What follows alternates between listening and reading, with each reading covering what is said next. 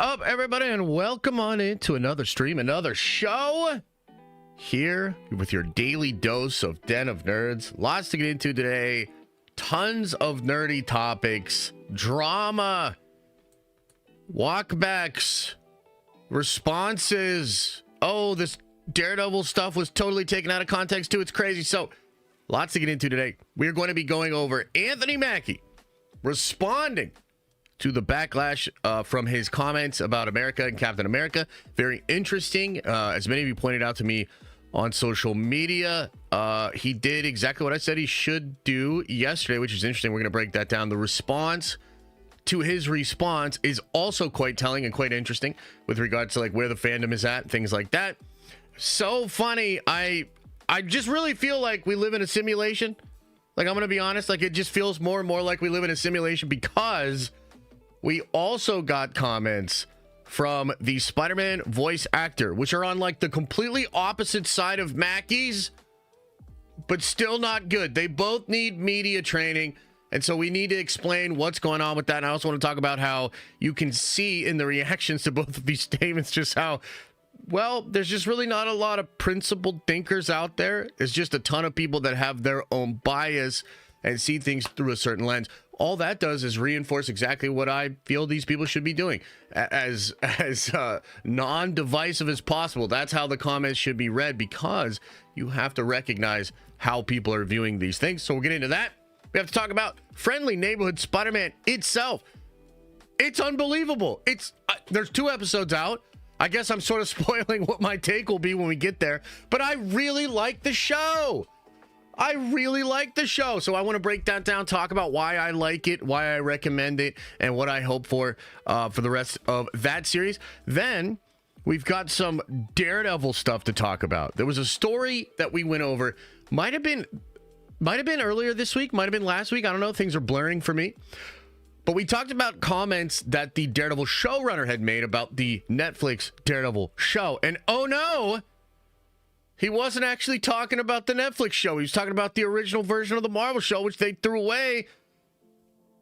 Crazy world we live in. So I want to go over that. Plus, there are even more comments made by that showrunner that have me quite excited for the Daredevil show. So we're going to break that down. And then we got to get into a little bit of Warhammer, baby. Astartes 2. Massive animation, huge thing within the Warhammer community. Just dropped a preview trailer. I want to watch that preview trailer with you guys later in the stream, explain what that animation is, talk about why it's so damn cool and why the future for Warhammer is so damn bright. Oh my God, I'm so excited. That portion is going to be awesome. So, as always, ladies and gentlemen, new format here. We are putting these shows up on a podcast feed. If you're listening to this episode on the podcast feed, I appreciate you. Thank you so much. And for those of you that are in the live stream right now, because if you didn't know, we do the show at 11 a.m. Monday through Friday, break all this stuff down live. I will be saving all of your comments, your super chats, your member chats, all the Q&A. That'll happen in the back half of the show. So if you are a mod in one of the live chats, or you are just a member or just somebody, if you could relay this message to people, they might get upset if they say something and I ignore it. I'm not ignoring it. We're going to get into all of it later on in the show. So that's how it's going today. I also want to say, just for the sake of like show notes and things of that nature, tonight at 7:30 we will be doing our first deep dive live stream, and tonight we're going to be deep diving on the Charles Soule Daredevil run. Now, the reason we're doing this is because the upcoming Daredevil Born Again show, which seems super hyped, I'm very excited for it, that show is taking a lot from Charles Soule's actual Daredevil comic book run, including the character of Muse. So we want to get educated. We want to know exactly what happened in the comics so we can see certain things being pulled together within the show. Obviously, the show will be a little bit different, but it's always fun to be educated up on your comic book lore and know what you're going to be looking at. It's part of being a very good nerd. I dare say being a nerd Avenger. So we're going to be doing that tonight at 7:30.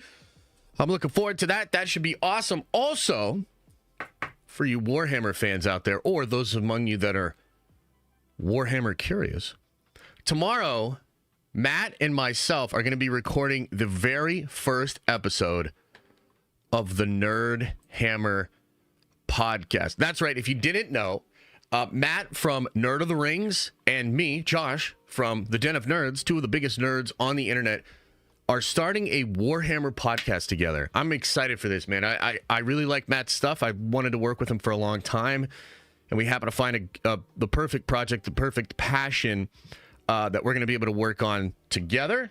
So I'm quite excited. It's going to be dope.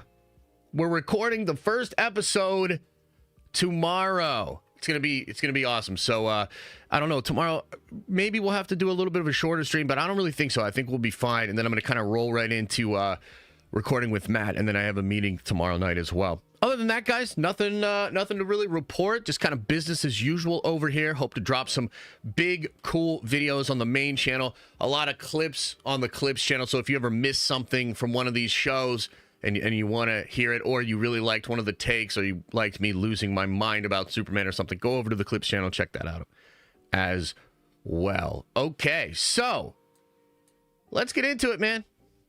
Let's get into it. And we obviously have to start with Anthony Mackie.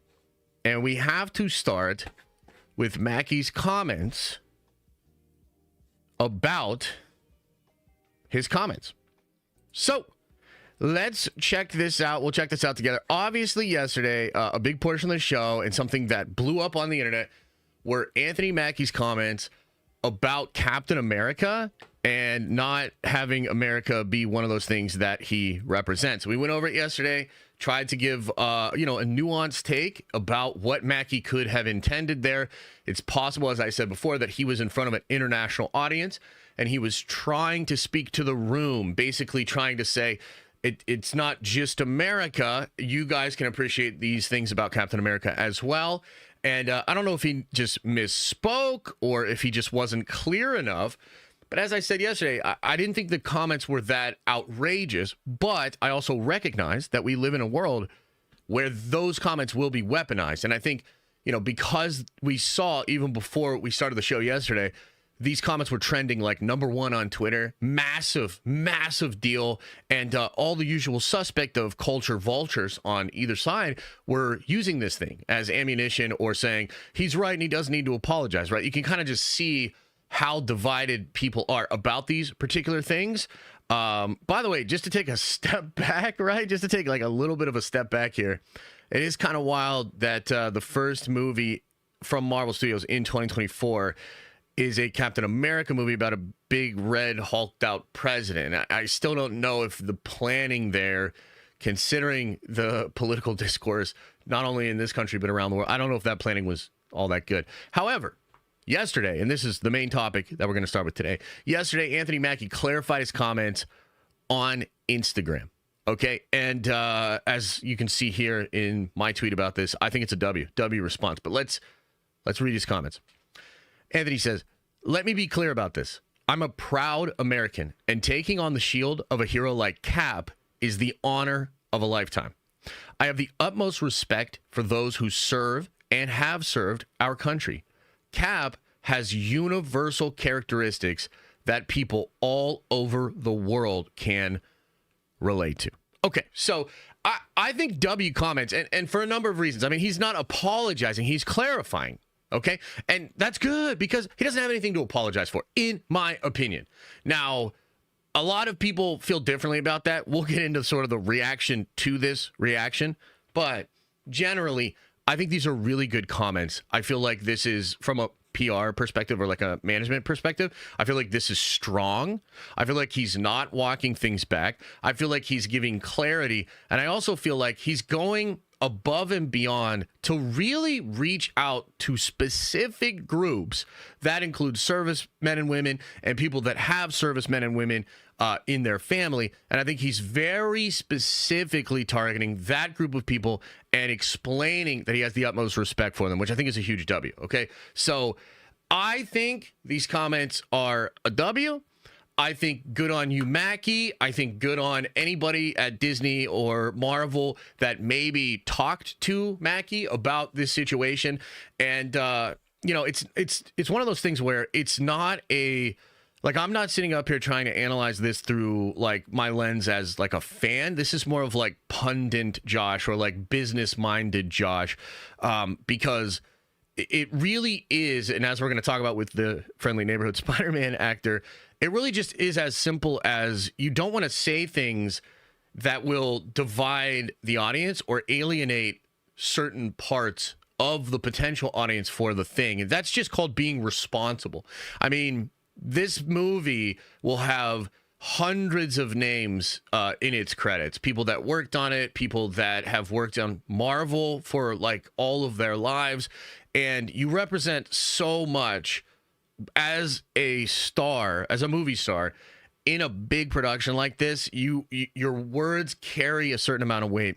And I think you just need to understand that we live in a world where, you know, as I said yesterday, we made the example of like the boats being the words and the context and the subtext being the water that gets you there. We live in a world where people will take the boats and put them in whatever order they can or take away all of the context and try to weaponize your comments. So you unfortunately have to be aware of that, in my opinion, when you're out there representing a big 4-quadrant IP thing. If you're not representing a big 4-quadrant IP thing with hundreds of millions of dollars behind it and hundreds of people's livelihoods, depending, you know, in some regard to its success, you can go on and say whatever the hell you want, right? But in this example, I don't think that's true. Now, the thing about this is the reaction to this is predictable. It's unfortunate, but I think it just speaks to validate a lot of the perceptions that I have about what the status is of the current pop culture conversation and the role of actors, you know, the role of pundits, influencers, or whatever, right? So you can basically split this up into two camps. You had a bunch of people out there saying, too late, you're trying to walk this back, you clearly don't like America, and sort of like doubling down on their weaponization of the original comments of Mackie. I'm sure some of you guys saw this stuff as well. Like, let me know in the chat, or, you know, let me know on social if you have seen that sort of stuff. I think it's hard to miss. I saw a ton of that kind of energy from the people maybe on like the sort of far right of the spectrum of political discourse, or rather pop culture discourse, which unfortunately becomes political. So, I mean, what to say about that? I mean, I think the thing is, you just have to be honest, be real, and you have to let the chips fall where they may in that regard. I mean, to me, I think I can just clearly see that that's bad faith. Like, that just feels super bad faith, because the comments themselves were so mild and couldn't be interpreted in so many different ways that I think it's already uncharitable to take those things and weaponize them. By the way, I'm not that guy. I didn't weaponize those comments. I just merely am speaking to the reality of the situation, right? So on the one hand, you know, I thought it was already uncharitable, but I also acknowledge that that's a reality of it. The thing that I think these new comments from Mackie do is they really expose for any actual critical thinkers or people that have an open mind that a lot of the original commentators are bad faith. Because if you don't consider context, if you don't consider new context, which is like Mackie here clarifying the comments, not apologizing for anything, but clarifying the comments, then that's bad faith. That's literally saying like, no, I've established what this is. Nothing you say from here will change that. And the only reason you do that is if you're being bad faith. So I think the comments themselves are actually useful when you see that the reaction happens. And then I think open-minded people can just call it like they see it and say like, okay, well, you're just being bad faith now. And it makes me question how good faith you were originally when making these comments. That's why I think it's good I mean, first of all, he should have never made these comments because it creates like a bad PR problem, right? But let's just live in a world where that happened. That's why comments like this are so useful, because the truth tends to cut through a lot of bullshit. Not for everybody. I mean, clearly we live in a world where a lot of people don't want truth, right?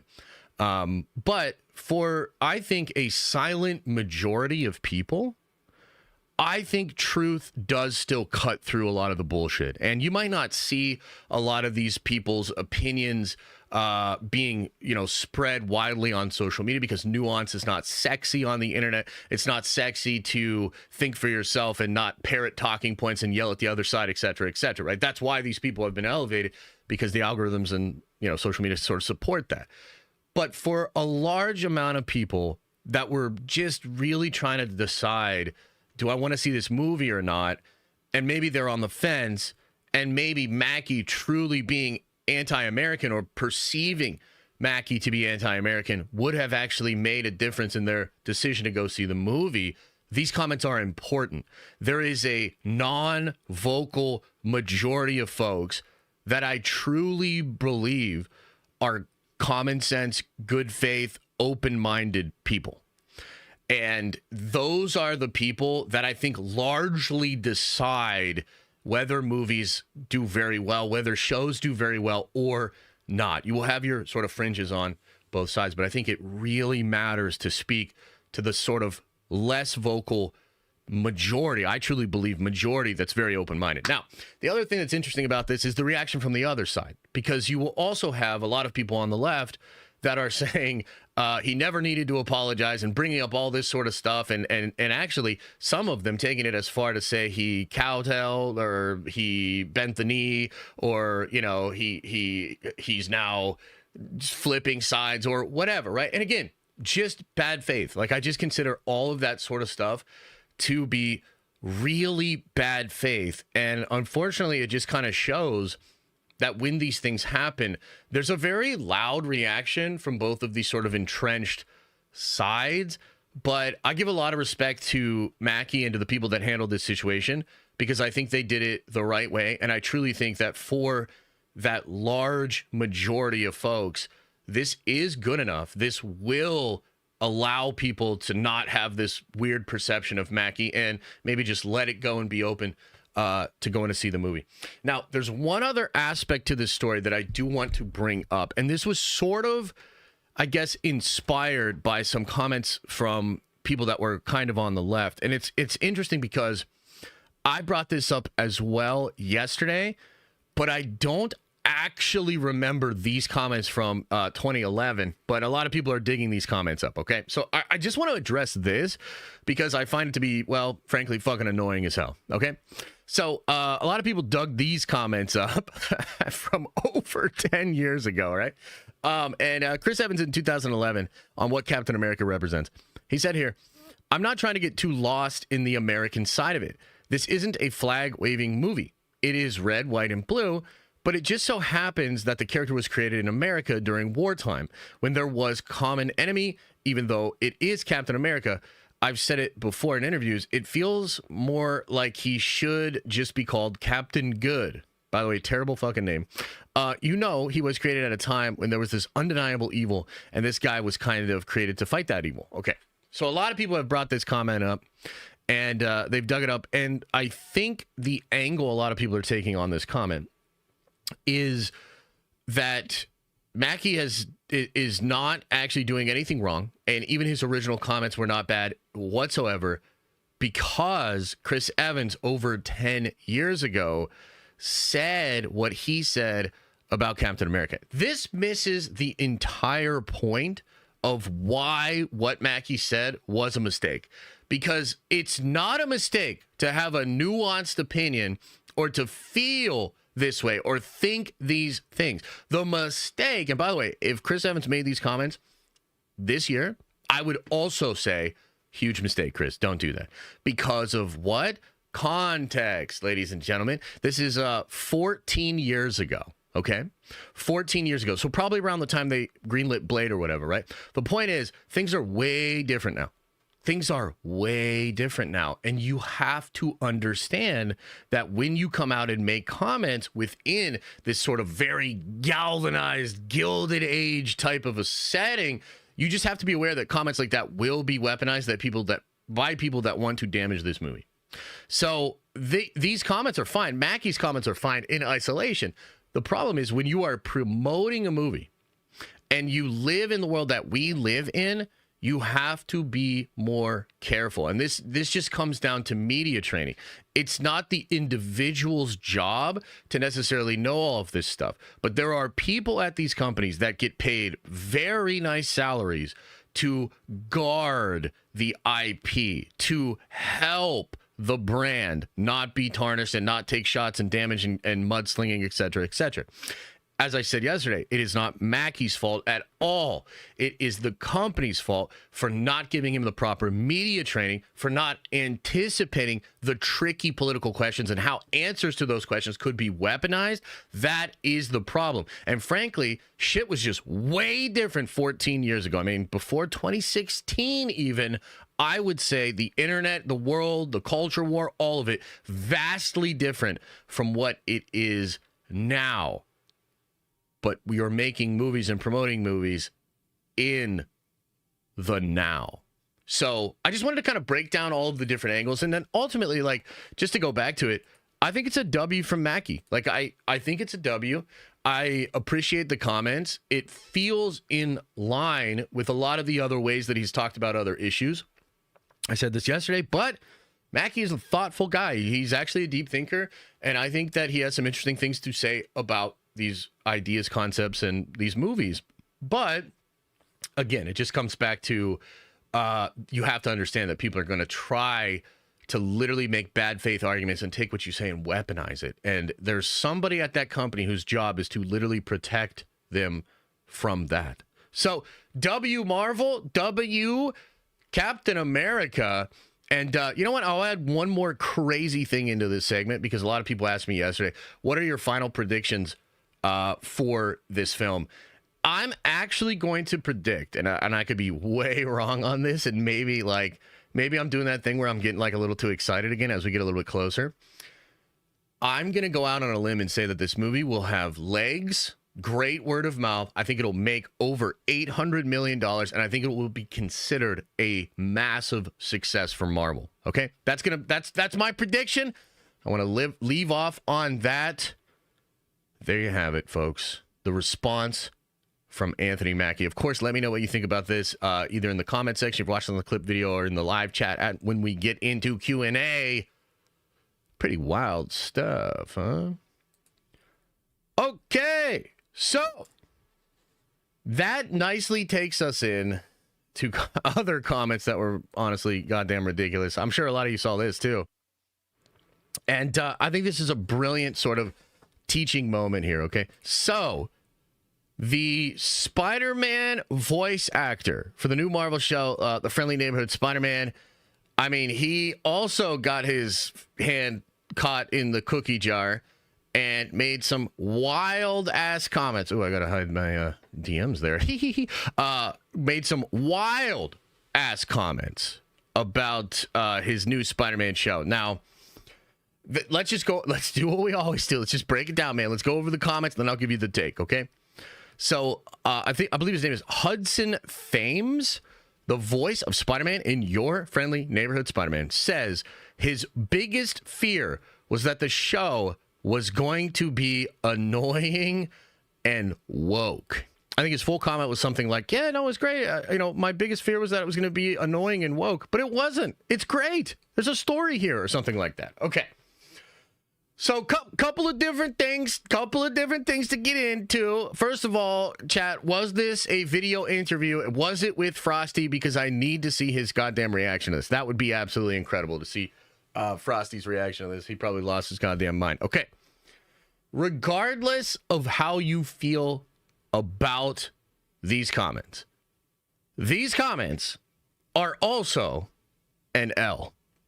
Okay? And in fact, I'll go as far as to say this is a way worse transgression than even what Mackie did.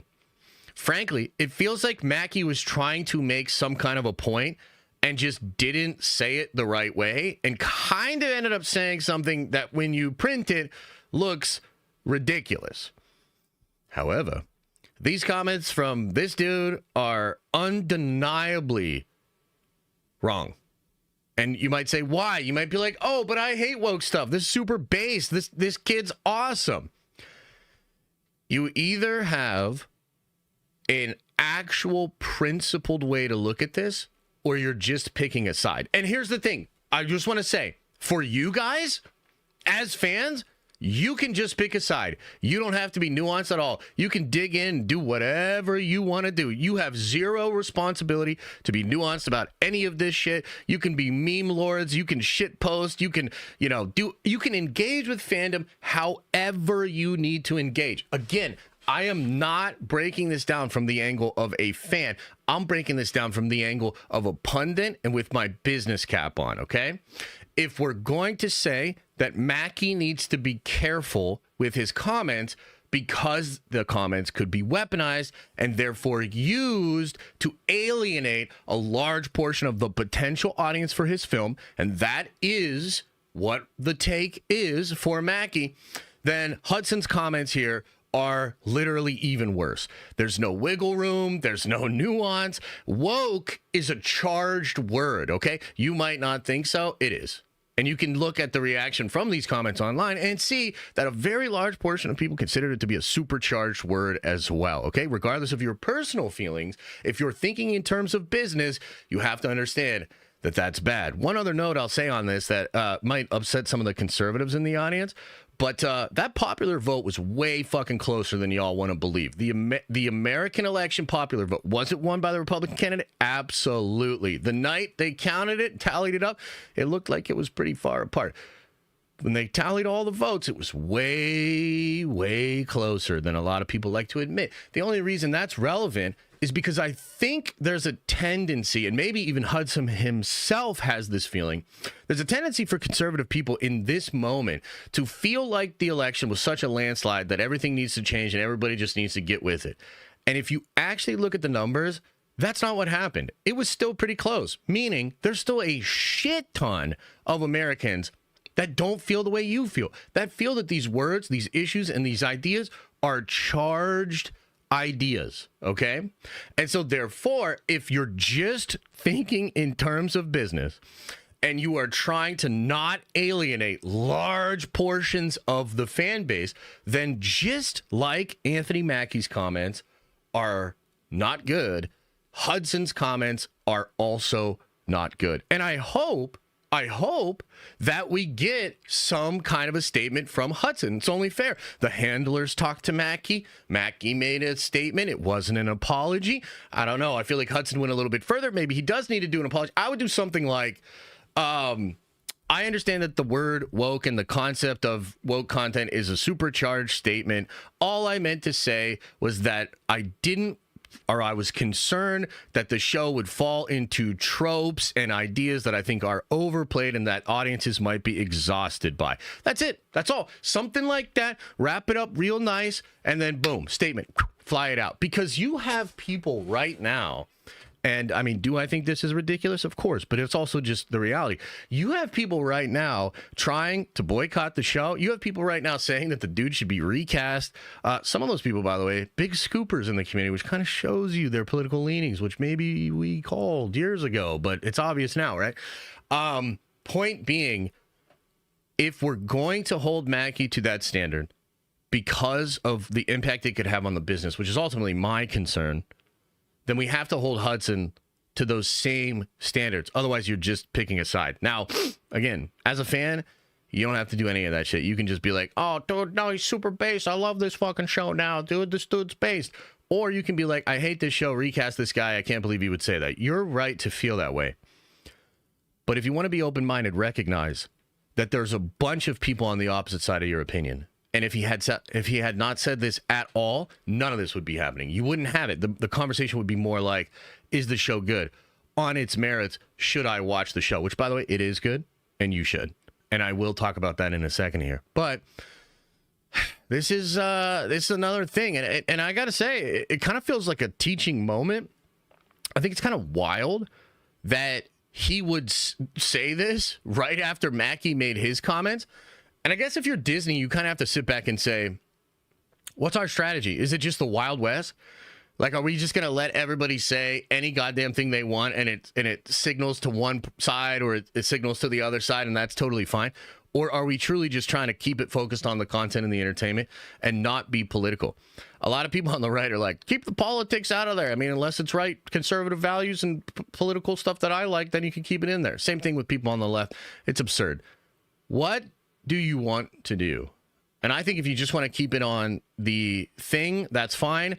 Or you need to come up with some sort of statement. Like, I remember when I think it was Evangeline Lilly, who, you know, has like her own beliefs about, you know, health and things like that. We'll just say that. You probably know what I'm talking about. I remember when Evangeline Lilly was getting hit for a lot of her comments, you know, coming out of the pandemic, right? And Feige was asked about this, and his answer was really interesting. He said something like, I'm numb to all of it. He's just like, I'm numb to all of it. This person believes that person believes this, and I'm numb to all of it. And I thought that was like honest and fair. I do think, though, as a company, and maybe it's Marvel, maybe it's Disney, I don't know, you know, one of those. I do think at a company level, you need to have some kind of boilerplate that can diffuse all of this stuff, meaning if a bunch of fans start making an uproar because Hudson is glad that the show's not woke, you have to figure out a way to either stand behind him or not. And if you're going to stand behind him, it has to be something similar to what Feige said. Something like, you know, the individuals that make up the big family that is Marvel Studios have an eclectic gathering of beliefs and opinions, and we respect everybody's right, even in these very divisive times, to feel how they feel and to feel how strongly they do about any particular issue. Something like that. You need a way to diffuse this. And mostly, again, I am talking about the silent majority of common sense folks that are open-minded, that mostly just want to enjoy the content. We've talked about this a lot over the past couple of years because, frankly, Disney just went so goddamn ridiculous with a lot of their messaging and all that sort of stuff. I think even if you like the messaging, you'd have to admit that's what has happened. And often in this community, we've talked about how there are a lot of people out there that aren't necessarily leaning one way or the other, but are frankly just fatigued of the conversation and fatigued of the debate and the back and forth and a lot of the bad faith stuff that happens online. I consider myself to be among that group, meaning like I actually am more bothered not by these comments, but by what these comments do to the fandom and all the bickering and all the, you know, virtue signaling on, you know, dunking and all that sort of stuff. That's toxic. That is annoying. That is not anything I want to be a part of. And so the more that this stuff seeps into the actual content, and goddamn has it this week, it feels like it's all we're talking about, the more negative that is for fans like me that are, I mean, I really don't care what Hudson thinks about this. I think it's kind of funny what he said. I think if he had worded it a little bit better, it could have been just as based and not as divisive. But ultimately, like, because I recognize that this is just going to cause a big shitstorm, and then I have to get on here and try to be very careful with my words and all that sort of stuff. It's so exhausting. The whole thing is exhausting. So I ultimately condemn the comments, not on the basis of like what he said. It's more like how he said it. And I really hope that Disney figures this out, because it's been an issue that has plagued them for a long time.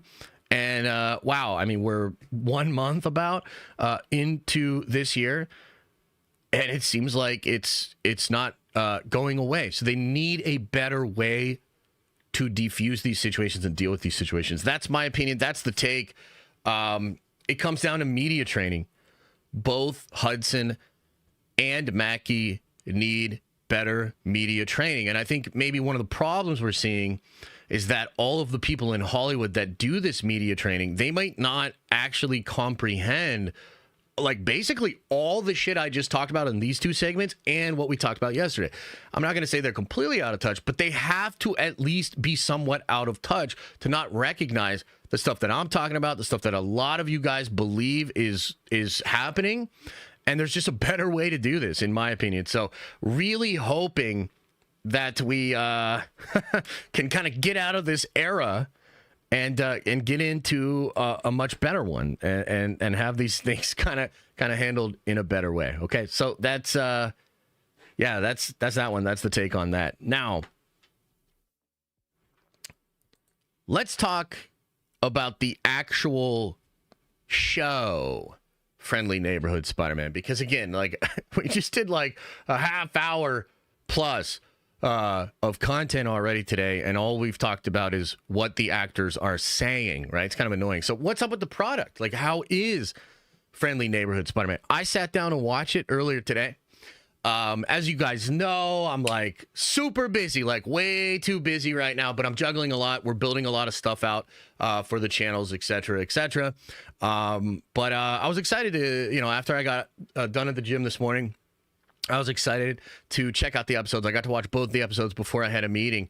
And dude, I love this show. I didn't know how it would hit me.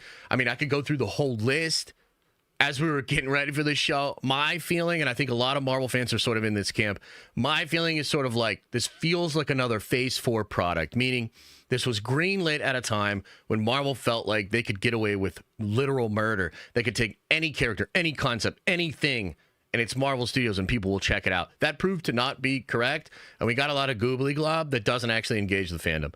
And so I think the issue that Marvel is facing right now with a lot of fans like myself is, oh yeah, I watched all of Phase 4, and I'm very tired. So I'm kind of like, what are we doing here, right? And the animation, I think the animation itself is another big hang-up. There are all kinds of clips and posts and, tweets and whatever about this animation, and it does look strange. And certain shots are just frankly bad. Certain character designs are bad. And I think because the marketing tried to hide a lot of the really fun action and just, build off some character stuff and some interesting stuff like that, some of the marketing looked bad. There have been some trailers that are good. There have been some trailers that are not so good.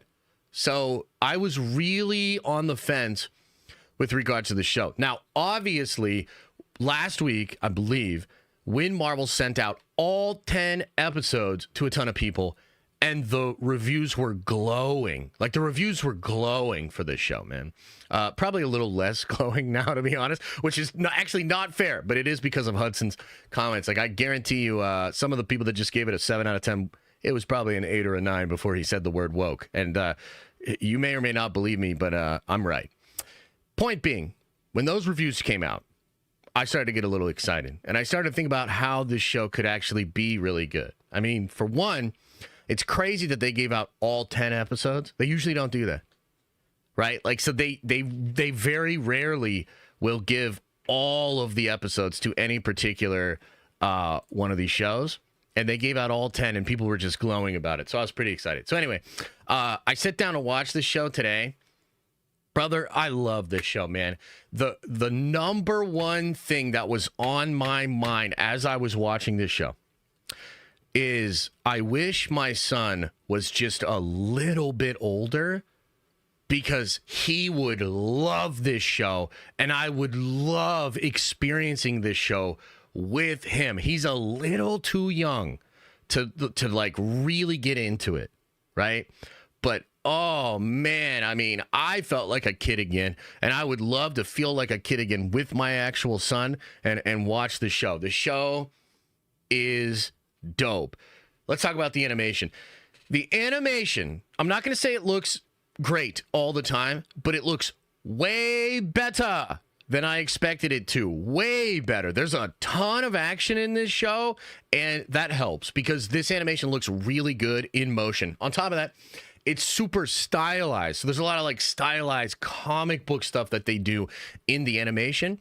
And I gotta say, I wasn't bothered by the animation at all. There was some models, like particularly like his aunt, like Aunt May, her model's a little like, ew, and a few of the other models are like, ew. But by and large, with the actual like sound, dialogue, action, editing, all of that sort of stuff, not only did I not notice that like the animation was like taking me out or looked bad, it was fire. Like legitimately, I get excited, when he's swinging, when he's doing cool things, when the action is dynamic. I thought it was really cool. Even some of the action, or rather the acting scenes, were actually quite dynamic and interesting. So overall, I would say if you were one of those people that was bothered by the animation, it just happens to be one of those things where when you actually put it on, It's good, like to me at least, and I would say it's probably going to happen to you as well. Wasn't really bothered by the animation.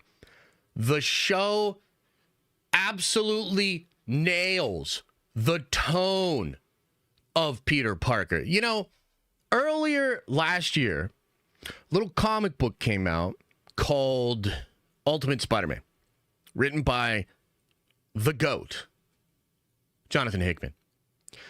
And one of the things that was so shocking about this comic book, and it blew up. It is one of the biggest comic books of the last 50 years. It is dominating, even to this day, a very high-selling comic book, okay? But what's ironic about it and what's weird about it is it kind of took Peter Parker back to the basics. This is an origin story. It's different than the original origin story, but it's an origin story. It's rooted in family. It's rooted in friendship. It's literally back to the basics of Peter Parker. And I made a big video about it last year. I'm actually really proud of that video. It kind of popped off for us, and I thought it was a good vid. And in that video, I explained why this is so fascinating. You know, Peter Parker himself, obviously a very popular character. Some would argue the most popular comic book character of all time. It's either him or Batman, in my opinion. Okay? And Peter Parker, as one does with a very popular comic book character over a 60, 70-year career, has gone through a lot of changes, updates, refreshes, reboots, all sorts of stuff, right? You're continuously trying to engage the audience. And I think the Spider-Man fandom was so exhausted with this constant roller coaster ride and gimmicks and weird this, that, second, and the third, all kinds of gimmicky stuff that was done to the Peter Parker character.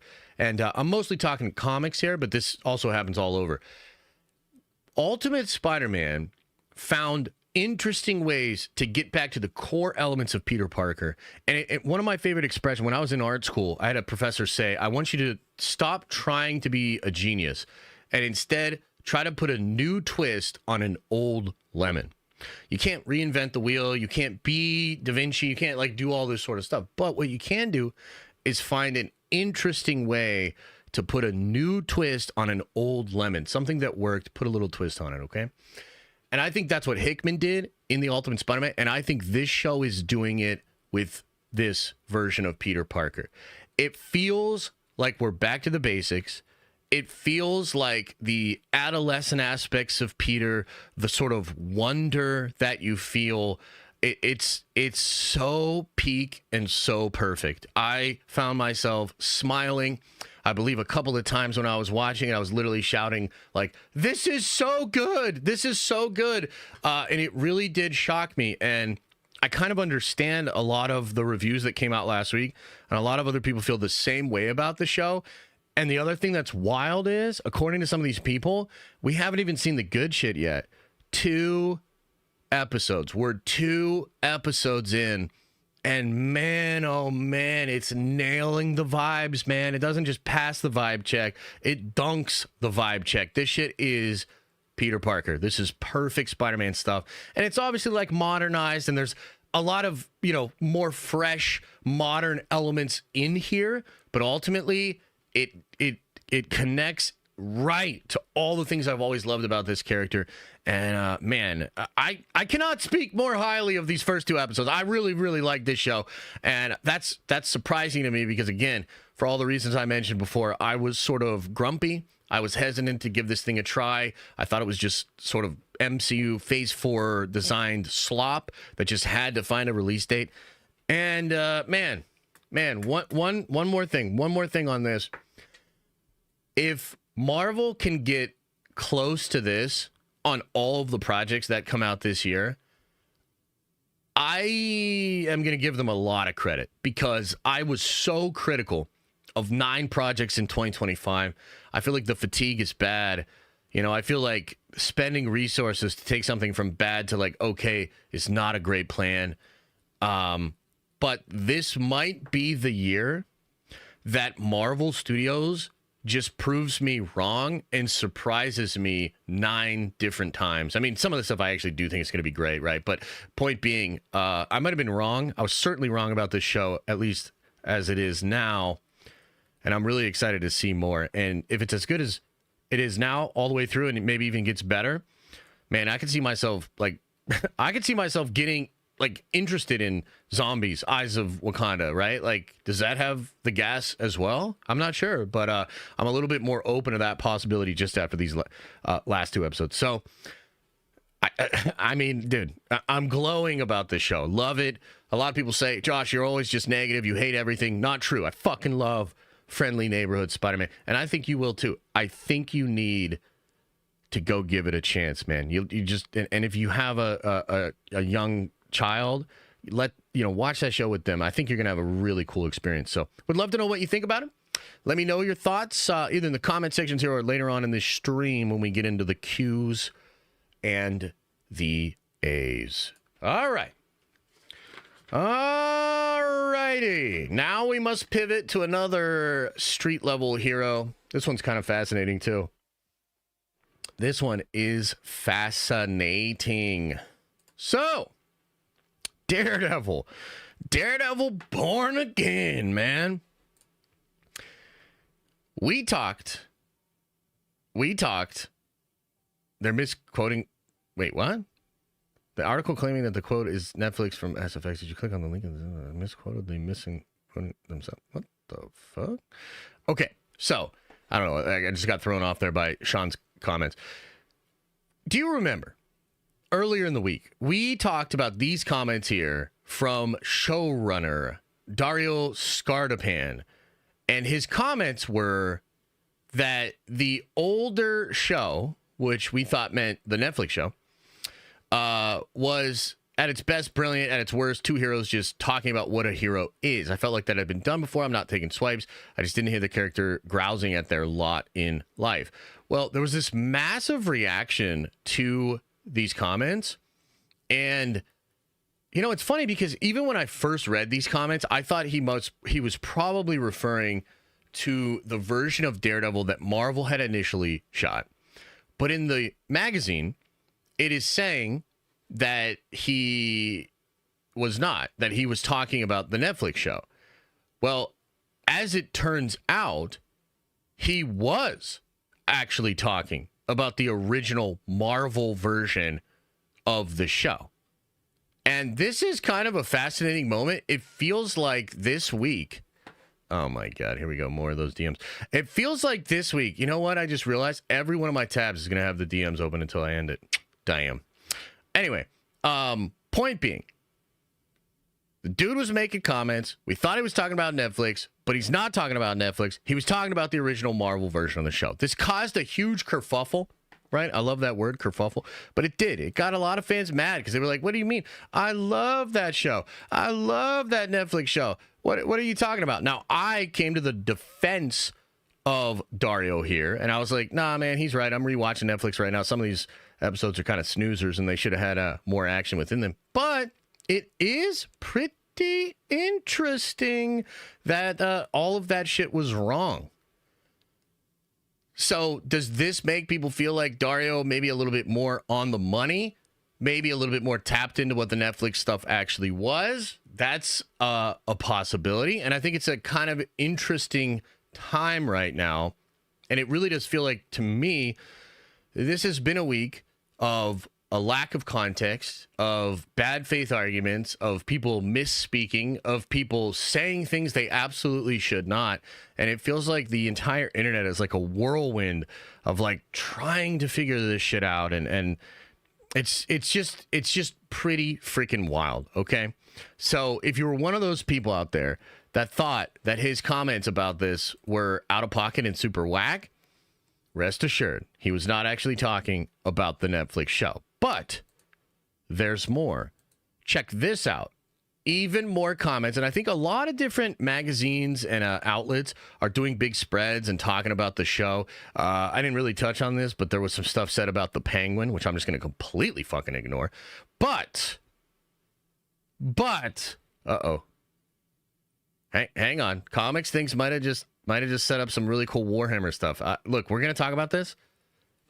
The hell's this? Lionsgate closes multi-year deal for Lionsgate. Oh, well, we'll talk about that later. Man, this segment's getting all over the place. Anyway, back to the show. Let's talk about some comments made from Charlie Cox, okay? Says here, Charlie Cox, on if he was shocked that Daredevil Born Again wasn't Disney-fied. His answer, I was hugely shocked. I was just worried that it would be lame and woke, and I'm glad that it isn't. Oh, wait, that's the other guy. He said, I expected it to be dumbed down quite a lot, and that has not been the case at all. There are a couple of scenes that I find difficult to watch, and I don't remember feeling that way previously. And he's talking about some of the violence and some of the crazy stuff that's going on with Daredevil. Oh, absolutely nuts. I'm pretty excited about that. Check this out. It says here, Daredevil Born Again will include a violent sequence that is straight out batshit and way farther past anything Netflix's Daredevil ever did. And it's absolutely earned, says showrunner Dario Scarpan. Now, I wanted to bring these two comments up because I think they actually go together quite well. Charlie here is probably talking about that same sequence.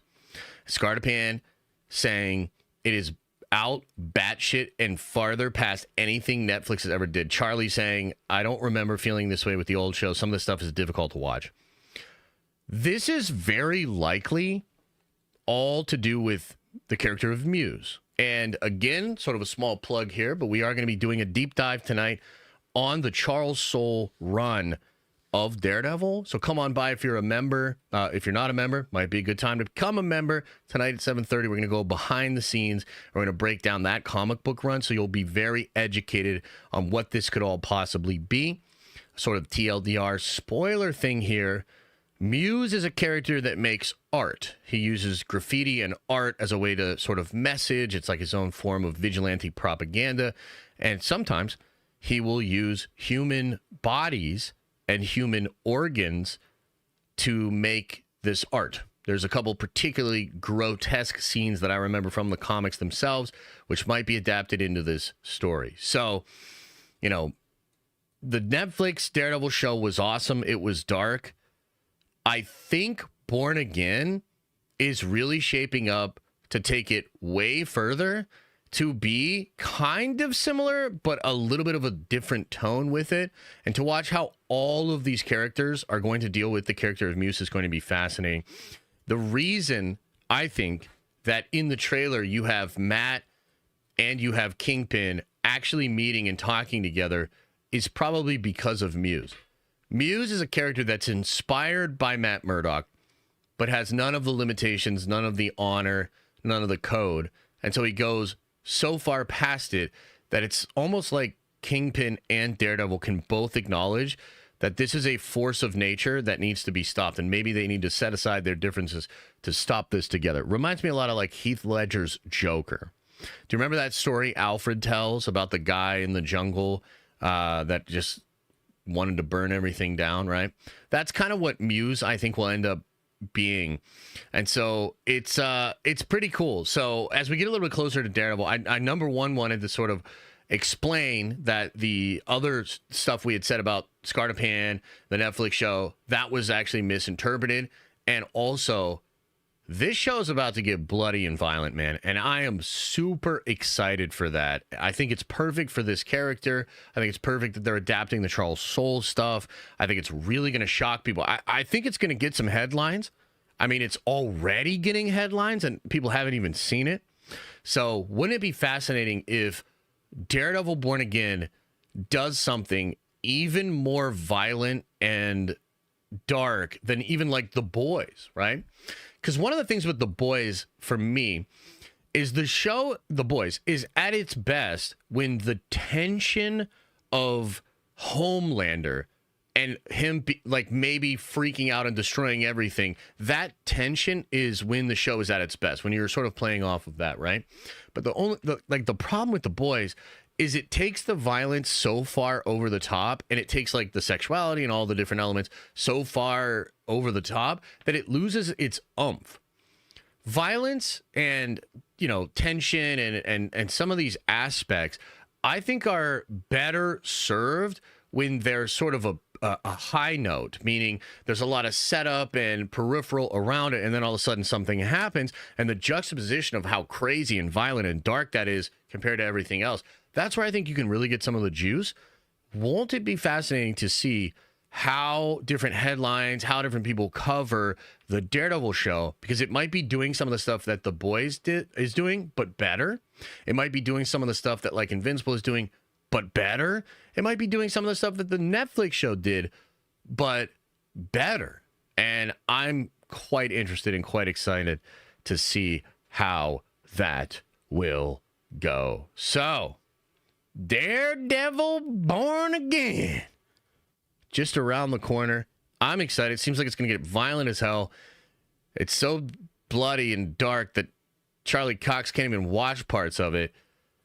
Interesting stuff. Let me know your thoughts. Let me know your thoughts in the comment section here when we get into the Q&A portion of today's broadcast. Now, we got to talk about Warhammer, and I got to try to find this. Let me see if I can get to the actual animation here. I guess I'll briefly discuss this thing on Deadline. Lionsgate, Prime Video, deal exclusive window. Yeah, I don't know if this has much to do with the Warhammer stuff, but it is interesting, so I appreciate that. Thank you for bringing that up. All right, let me see if I can get into my Warhammer Plus TV account here to show you how dope. Oh, shit. Here we go. Can I watch this just here? Oh, man, you're in for a treat. Okay, let's set it up. Let me explain what this is. Let me explain why I'm so hyped up, okay? So, first of all, if you don't like Warhammer or you don't understand why everybody's getting into Warhammer, you're wrong. You're being silly, and I think this trailer is about to show you why and how you're wrong. Okay, so let me set this up. What is Astartes? Astartes is a fan animation. It's a Warhammer fan animation, popped off several years ago. Might have been like a decade ago now. I'm not really sure, but it was a while back. And this thing blew up. I'm talking like 40 million views. Okay, like it was blowing up.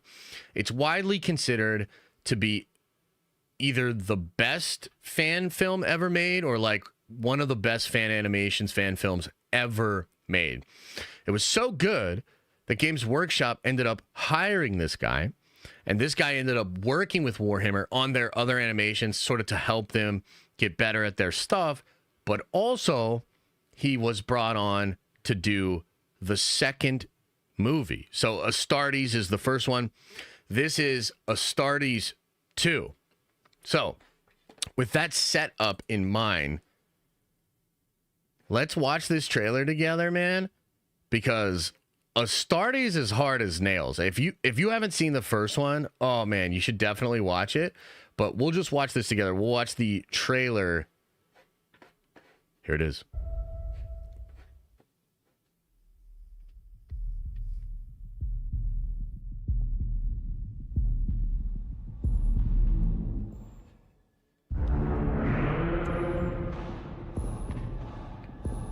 Oh, shit.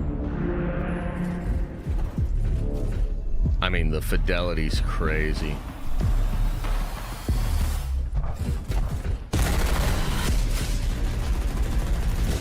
Oh, my. Oh, my God. Those orcs are getting fucked up. Oh, no.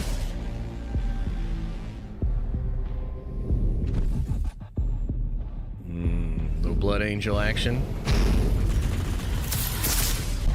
That's the Tau, actually. Some Tyranids. Oh my god.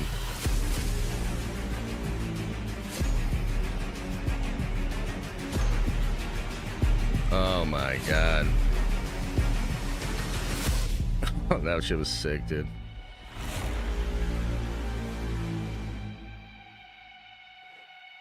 Just a little teaser. Suffer not the alien to live. 2026 comes out next year. Let's watch it again.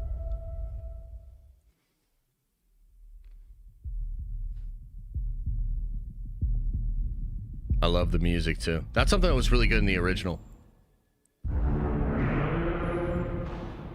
I mean, just look at the visuals of Warhammer. Look what it provides.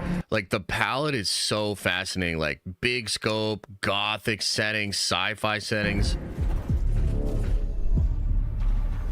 These are a ton of cultists, so these are all chaos cultists. So this is basically what it looks like if you go into our Discord.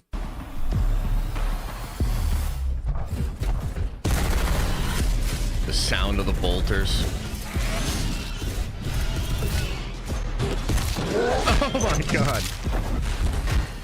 No, not the orcs. Blood angels on jetpacks. So that's actually a Tau little stealth suit thingy. See how it goes away there?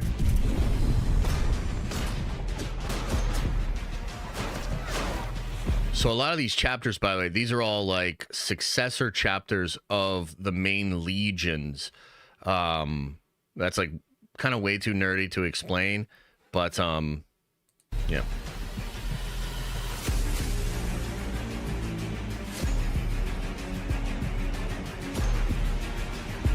The scythes of the Emperor.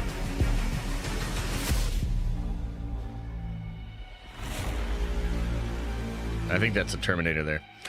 So yeah, that's a Terminator. This shit is going to be peak, man. And this is separate from the Amazon stuff, although I guess it could get an Amazon thing, but it's probably going to be on Warhammer Plus, which is like their little streaming service thing that they have going on here.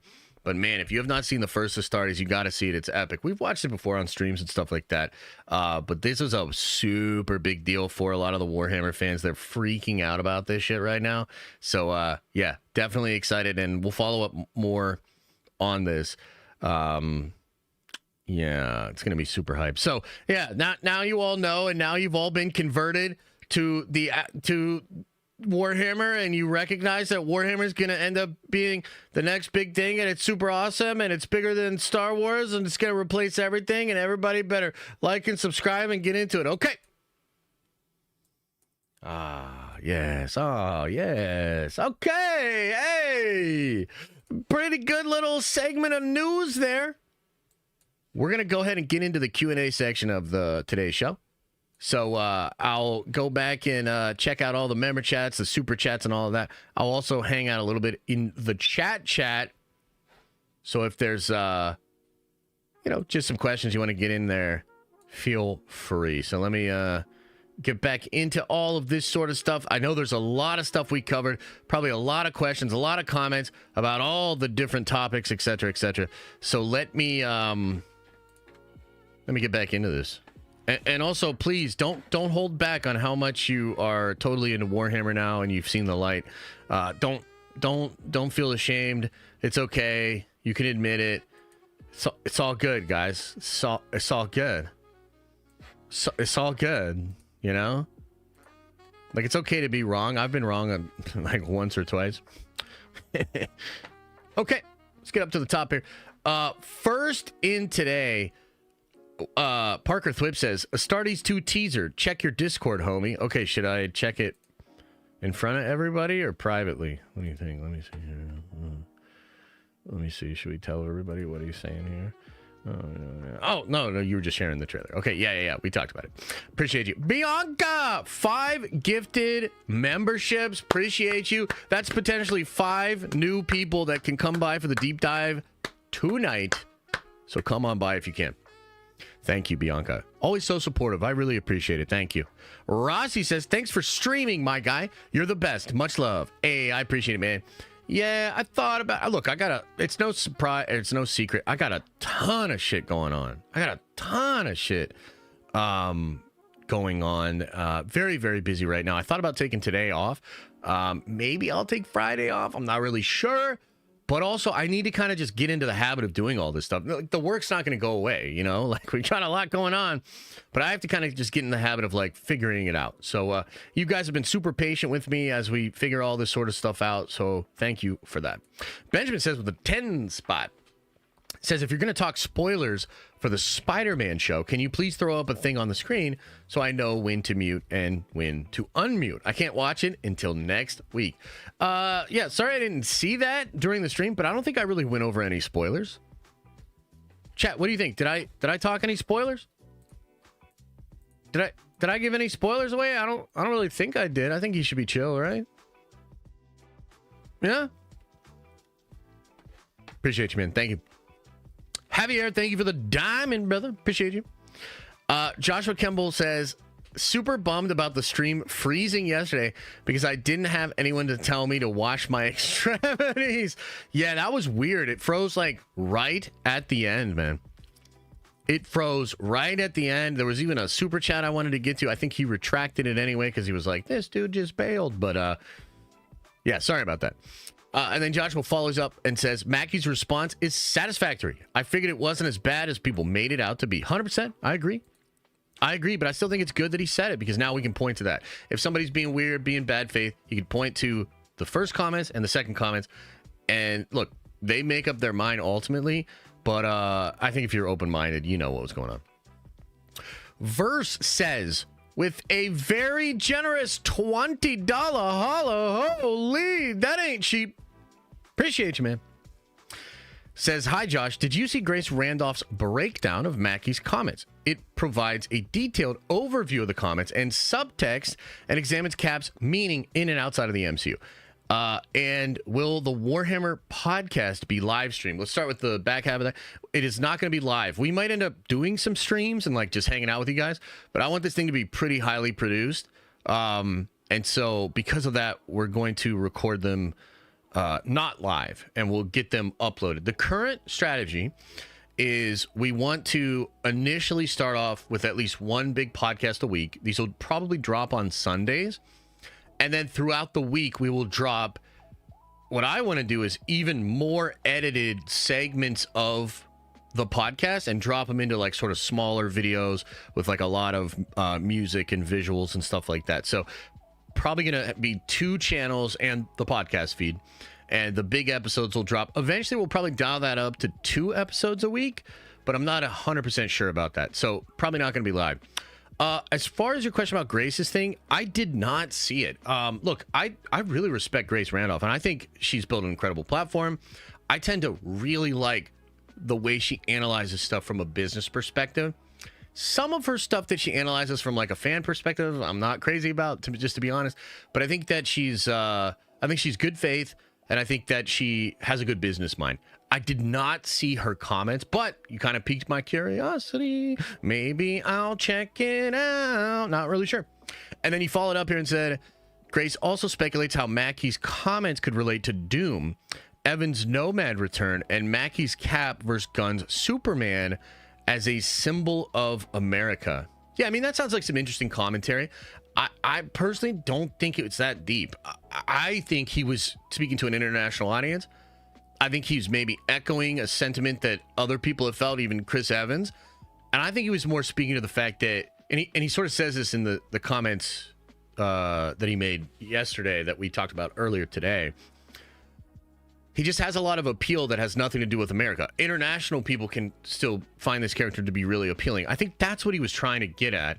I don't think he was actually trying to get into the political discourse that maybe Grace was getting into. But by making those comments, you open the discussion up to those interpretations, to those discussions. So that's sort of another reason why the comments are not great. It allows maybe personal agendas or, you know, philosophies of individual influencers, because it was so vague, it technically gives those ideas platform, you know? So I don't know exactly what she said, but the vibe I'm getting from what you're saying is like, that's totally separate than my take and what I think was going on. But it is interesting nonetheless. Kalen J, appreciate you, brother, says for the 5 spot here, Mackie's original comments show that he understands the character perfectly. To say he needed media training is false. You can't please everyone.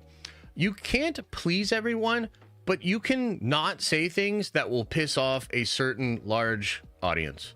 And you can not say things in a way that will be weaponized. He absolutely needs media training.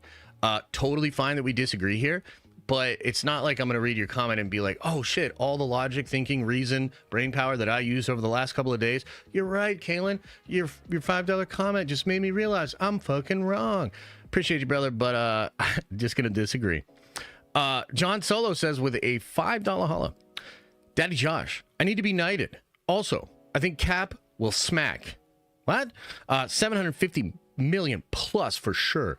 Also, you think we'll get a FF4 trailer during the Super Bowl? Man, you packed a lot into that $5. Appreciate you. John Solo, you are a nerd venture now. Let's get that one done. I think it'll smack. Yeah, I think it'll smack too. I mean, I think it'll slap. I don't know. I'm starting to do that thing where, like, as we get closer, I'm getting a little bit more excited about it. 750 plus feels good. I feel personally, I'm thinking it'll hit 800 mil. Do we think we'll get an FF4 trailer during the Super Bowl? Man, I feel like this Super Bowl is going to be packed. Here's the question. I think we will get something Superman. I think we will get Captain America stuff. And I think we might even get Thunderbolts. But where is the Fantastic Four marketing?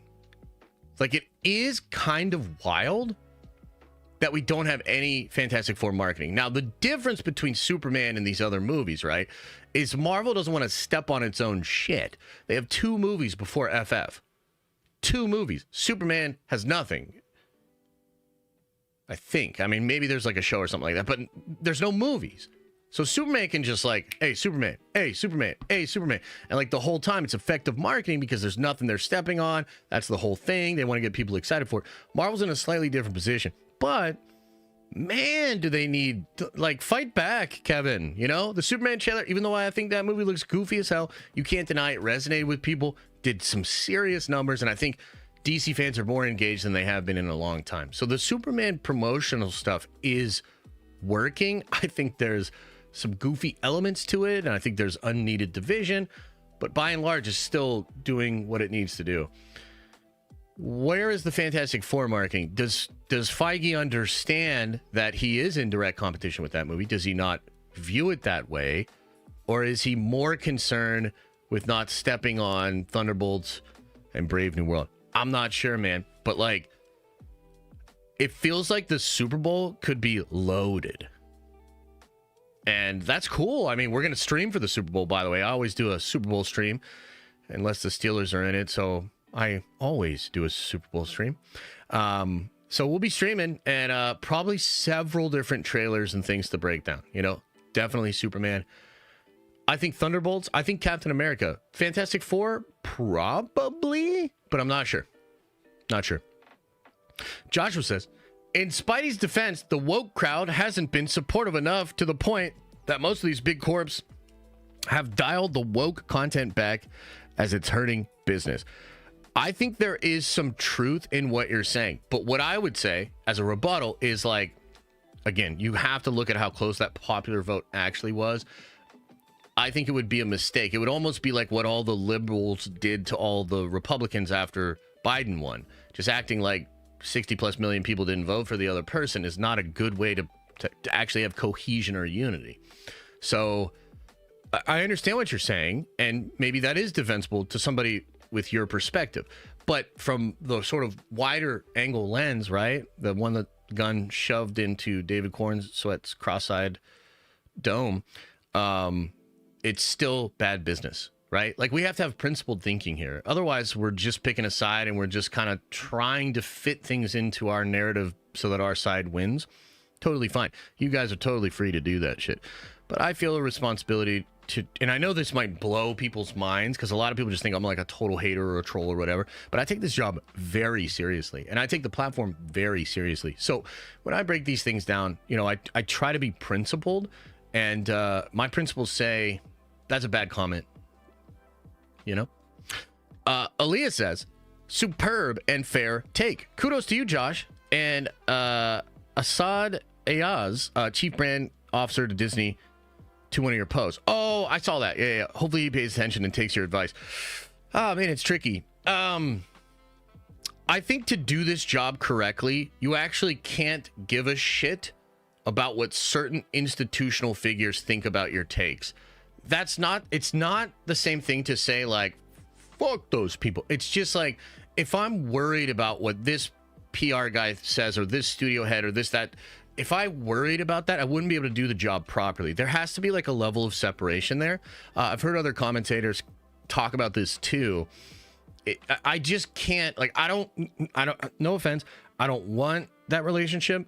I don't want to even conceive of the possibility that that person is watching the content and then in any way change what I say because high profile people are watching the content.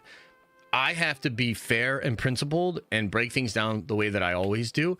And so if in some strange way that helps, or there's a way for somebody that actually is a mover and a shaker to, you know, see what I have to say and maybe be like, hey, he's right here, he's wrong here, that's great, but it has nothing to do with what I do. You know, like, I'm more just trying to speak and give context and entertain and inform. And, you know, these days there is like, everybody wants to give their take, right? Like the hot take. And I've just found that, like, the lane I exist best in is just being really authentic and principled. And I know that might seem wild and not everybody sees it that way, but there are enough people that do see it that way that they're like, they really fuck with me. You know, you might notice the fan base that we have over here, like, they, you know, they'll talk shit and they love to make fun of me, and like, that's a whole part of the game too. But generally speaking, they really love the authenticity.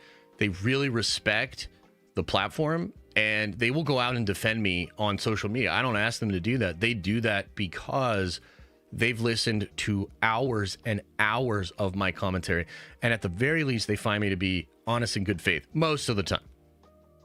So I appreciate it, Aaliyah, but I'm damn sure not trying to, like, build a relationship with any of those people. No offense to them. And I think they get it, right? I mean, if you're watching this or whatever, like, if you're one of those people, you have to get that. You have to understand that. Joshua says, we need to get back to where people don't get offended by everything on both sides. We all need to grow up a bit, myself included.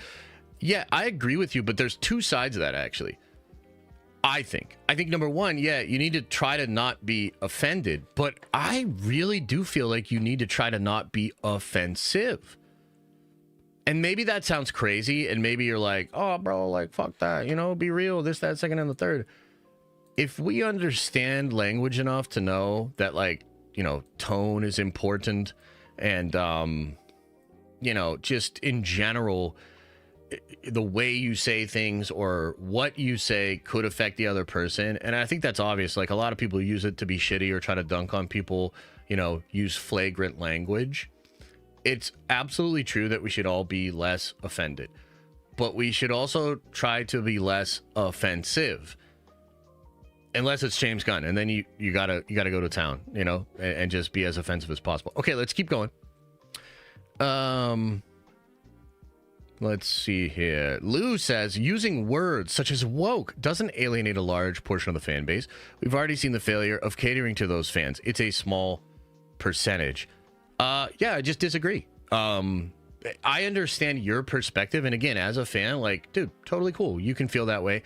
But I would tell you that just from my perspective, and I'm really engaged with this stuff, I disagree. I saw a shit ton of people that were out there berating the Spider-Man actor, or, you know, really upset about the Spider-Man actor's comments. I have people in my own personal life that, although I'm not like this, I know they're like super liberal, and something like this would affect the way they'd be able to enjoy something. And so it's just like really dismissive to say woke lost, so everybody that is offended by it should just get over it. Again, that's just not accurate, man. You can feel that way, but as the guy that's like on the screen with the microphone and shit, like, I just have to say, like, I actually really disagree with that take. It's all good that you feel that way. I don't think Disney or Marvel should feel that way. You're basically saying, I don't really want politics out of this. I don't care if they offend fans, as long as it's not me and as long as it's not my politics. By the way, again, you can totally feel that way, but that's not how a company should be run. Joshua Campbell says, thank you. I now have hope for Spider-Man. It's good, man. It is good. I really like the show, man. I hope you enjoy it. Callisto says, Josh, do you know when the first Nerd Hammer podcast will be available to watch? Also, maybe you could stream the Admiral Thrawn report on the Imperium of Man. Might bring some Star Wars fans to Warhammer. That's kind of an interesting take. I kind of like that. When will it be ready? If we record tomorrow and all goes well, maybe we'll have it up on Sunday. I'm not really sure because, you know, Matt and I kind of want to maybe... We're fighting between two different ideas. One is we want to build up a catalog.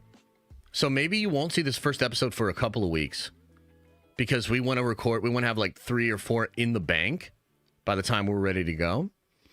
But there's also like an energy to this thing. Like, you know, we really want to record tomorrow, partially because we just want to capture the energy and the passion, man. You know, like this is like a moment and we're really excited about it. So I think it's just right to try to bottle up some of that energy and just do it. So I don't really have an answer for you, but I would just say soon. Aaliyah says secret level didn't reach Nielsen, original or overall. Warhammer not on normie radar yet beyond video games. Red one, huge #1. Then, so Prime had eyes.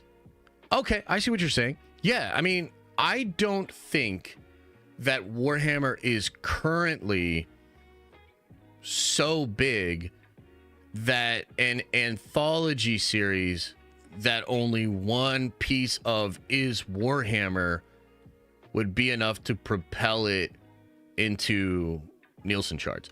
I would also say that even if it did chart, how are we to exactly know that it was specifically the Warhammer episode that drove that? Right?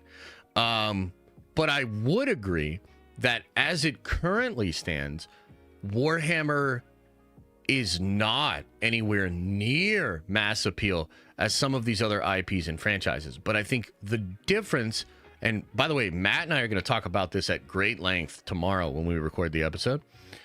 The difference is, how is the IP positioned to actually gain? Like, let me put it to you this way. What's the most that we think Marvel could actually gain and grow from where it is currently? Same question for Star Wars. What is the most that Star Wars could gain and grow currently? So the way I think of it is, Marvel's best hope is to get to somewhat back to where they were during the Infinity Saga, meaning we've already had our peak. It's kind of the same thing for Star Wars. Star Wars' best hope is that they somehow get through all of this bullshit. There's new stuff that people actually connect to, and we get sort of back to Last Jedi TFA times. Those were the 2 movies when Star Wars popped off the biggest, and then you see a general decline from there, and the Disney Plus era has certainly caused a big decline. So the juice has kind of been squeezed out of those, and I think barring some absolute insane new direction, the growth potential of both of these things is small. The growth potential of Warhammer is crazy. Like, it's frankly insane. And part of that just comes from, like, we're in that beautiful time period where all we have is the best IP ever created and the best lore ever created and all of that. And the sky's the limit. We have no idea how they're actually going to adapt this. And there's a conceivable path forward where they adapted it in such a way that it actually gets to Game of Thrones level. It actually gets to the level of The Boys, maybe the level of Fallout, maybe bigger. House of the Dragon, season 1. And that's really exciting. So that's like a really exciting prospect. I am not measuring the potential of Warhammer based on like secret level or really frankly anything that it's currently doing. You know? But I appreciate the question. Zach says, I was very skeptical about Spider-Man before it came out, but I was blown away. Also, was that supposed to be Venom fighting Doctor Strange in episode 1? It is, but it's like an alien version of Venom, or maybe the symbiote bonded with an alien or something. But yeah, it's supposed to be Venom. Dude, I love this show, man. I had so much fun, man. I might watch it again with my wife later, man. I really enjoyed those 2 episodes. I thought they were great. I'm glad that you were blown away too. Donality says, new Nerdvenger here. Mostly a Marvel and comic fan. Warhammer has got my interest, though, by your hype. How do I get into it? Lore or just start? Well, first of all, Donality, welcome to the Nerdvengers. You are a Nerdvenger now. So welcome. Hope to see you tonight at 7:30 when we deep dive.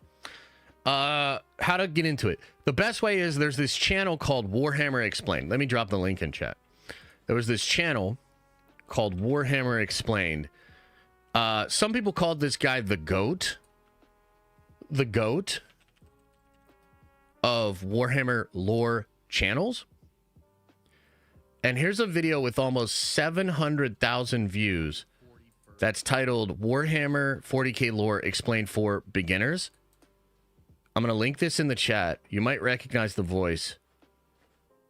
You should watch this video. It's the best way to start getting into Warhammer. And yeah, I made that shit. Almost 700k views. That shit's going to pop over 1 million, 100%. In fact, I bet this video will end up being the biggest video I've ever made, which currently is a 1.6, 1.7 million view video for Infinity War. Yeah, this video is gonna, I think this video will get to 2, 3, 4 million over the next couple of years. Woo! Elijah says, oh wait, am I, I just saw Elijah's shit pop up. Am I actually there? Okay, I am there. Elijah says, I hope today's show isn't annoying and woke. Please don't ban me. Oh my God. Royded Roshi, I love that name, says, yo, Josh, love you, long time, brother. What? But I gotta ask, when are you going to do a tabletop stream? Also, do a lat spread, please. Jesus. Tabletop stream. I mean, maybe someday. You know, we've talked about playing, like Matt and I playing a game. That would be really cool. I'm going to be real with you. If the next couple of years go well, which I think they will, if the next couple of years go well, I'm going to open up a hobby/comic shop.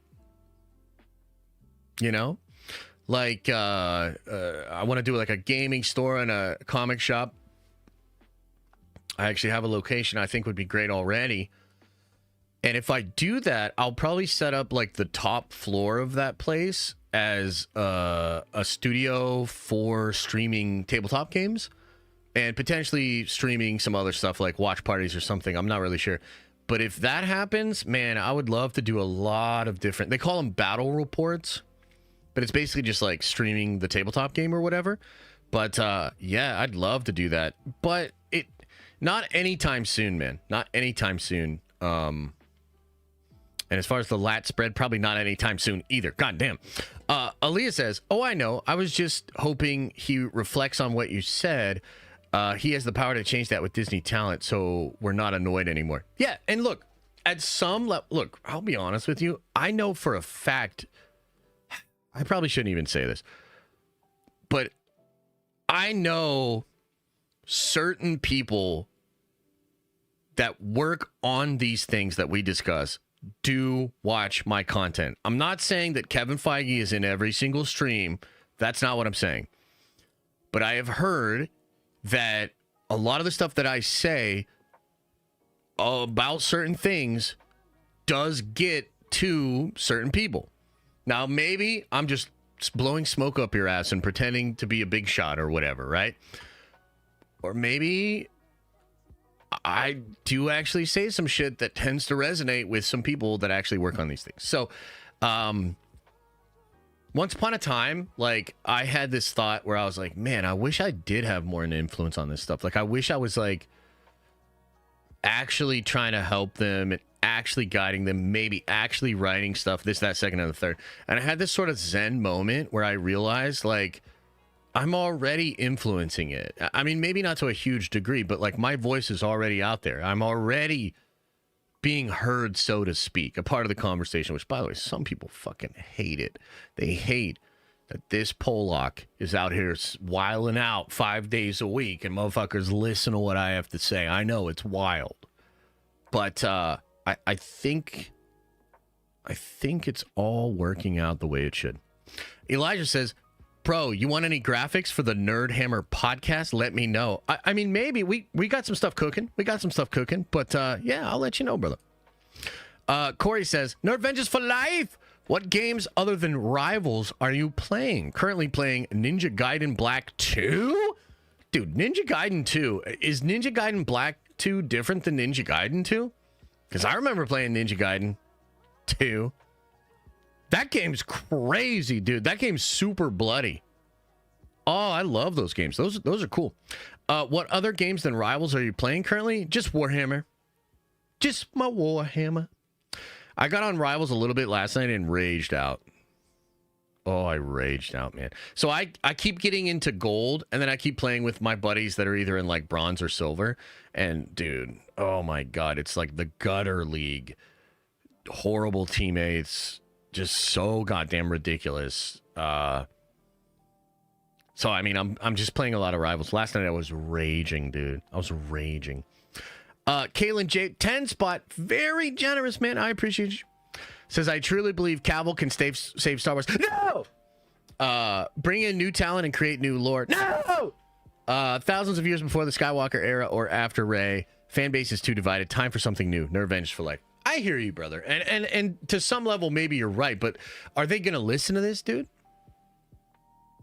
Are they going to listen to the guy that Brandon Sanderson just called a visionary?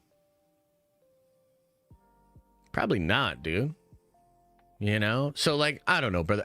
I see your point. I understand your perspective. I think there's truth in what you're saying as far as, like, new, fresh, and maybe Cavill's the guy to do that and bring them in, etc., etc. But, I mean, number one, no, thank you, because I want him locked up for Warhammer. Number two, I'm ready to put Star Wars out to pasture. I guess they'll have to prove me wrong, right? But, yeah, I don't like it, man. I don't like it. Dart Boyd says, visionary is such a specific term. I'm excited that a brilliant author who's very careful with their words chose that one. Agreed. The Sink Lord says, Spider-Man was lit playing Space Marine 2 with Civil War suit. Oh, playing Spider-Man 2 with the Civil War suit? Is that what you're saying? I'm not sure which one you're saying. I went for Space Marine, but, yeah. Yeah. Aaliyah says, yeah, I think it can get to the boys' Game of Thrones. I'm just not sure family IP, big, sorry, misunderstood, because it's grimdark. With that, normies want a bit of hope. Dude, this is such an interesting topic, Aaliyah. I think you're going to be fascinated by the conversations that Matt and I have on the podcast, because the thing about Warhammer is, and it's like, it's so different than these other IP. I feel like every time Matt and I talk about this, we're like, dude, it's so unique in that regard.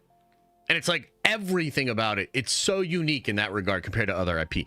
Because I understand what you're saying, and you're sort of trained in a way to see it through the lensing of what all these other IPs represent and how they've connected with people. But Warhammer's very unique in that some people take it really seriously. Some people are like, they read the Horus Heresy books, they look at the Imperium of Man, and they will literally conclude and build all these arguments for why, even though it's absolutely horrible, it has to be better than the alternative. The Emperor was incredible with his foresight, and so this is actually the best we got. And then there are other people that take it very seriously and are like, well, humanity's actually the bad guys, and everybody sucks, and this is all horrible, and this is why nobody should cheer for the Imperium, etc., etc. But there are a lot of others that don't take it seriously at all, and they just think it's fun. And so, like, when a Space Marine comes up to an orc and just says, like, I hate you because you're an alien, and now I'm going to smash your face in, that's just kind of fun. Like, it's just kind of fun that, like, we're not going to mince words or get into the philosophy of it. No, he's a super big racist Space Marine against aliens, and he's going to kill every single one that he sees. And there's something about the almost satirical fun that you can have in Warhammer that actually becomes super accessible. Like, if you think about Matt specifically, right? He's a Lord of the Rings guy. He is not into a lot of the brutal, violent, not into the crazy sex stuff, I don't know that I would say he's conservative, maybe politically, but let's say maybe socially a little conservative, right? Family guy, etc. And I remember I asked him about this question, and his answer was something like, I don't know, dude, I just think it's fun. Like, I just think it's fun. So I think you might be underestimating how a vast amount of people that come from different walks of life, that have different perspectives, have come to Warhammer already and found a way to just enjoy it. Like, does that make sense? Like, you're sort of viewing it through the lens of, and I get it, like Lord of the Rings, Star Wars, Marvel, it's all heroic hope, these, that, second and the third. But at the end of the day, sometimes you just want to watch a bunch of roided out super soldiers, like, crush a bunch of aliens, and there's no way they're going to not. You know what I mean? Like, there's just something fun about that. You know what you're going to get. Darth Maniac with a 10 spot. Really appreciate it, brother. Says, I hate to admit it, but you've convinced me, and I'm going to be checking out the Warhammer podcast, but I don't know if I'll be convinced to spend all that money on the tabletop game. Keep up the great work. Love you, Josh. Hey, I appreciate it, man. Yeah, I mean, I'm not even recommending that people go out and spend all the money to make an army. It is crazy in that regard. A few models here and there might be cool, just in the same way that you do action figures. If you're a big gamer or you like strategy games, I think the game's fantastic, but you can slowly build your army over time. But yeah, I mean, I'm glad that you're going to check out the pod. I mean, brother, we're doing the Lord's work over here, and I mean the God Emperor of Mankind's work. We are slowly converting people. I know a lot of Matt's audience is very excited for this collaboration and this podcast.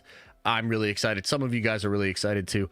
And I think you'll find that we are going to be this consistent voice that is basically signaling to anybody that will listen that, like, oh, hey, if you were there when Star Wars was blowing up, or if you were there when Marvel was blowing up and you missed that feeling, come into this van down the alley. Have some free candy. Joshua says, to follow up my earlier comment, yes, we need to be less offensive, but people reacting the way they do only fuels the offensiveness from some people. It does. How do you break that cycle? I mean, you can really only break it for yourself and then let the chips fall where they may. And I think, like, there's a difference between how are we going to conduct ourselves and then what do we expect of actors and voice actors and people that represent these big brands, right? We got some good eggs in this community, man. And Joshua, maybe when he plays his banjo, it's in front of a Trump flag, but he's still a good guy. And I think a lot of people that, which sounds so wild, you're like, wait, what do you mean? Of course he's a good guy. What do you mean? What I mean is there could be a perception from a lot of people that, anybody that likes Trump in any regard is bad. But nobody, no group is a monolith.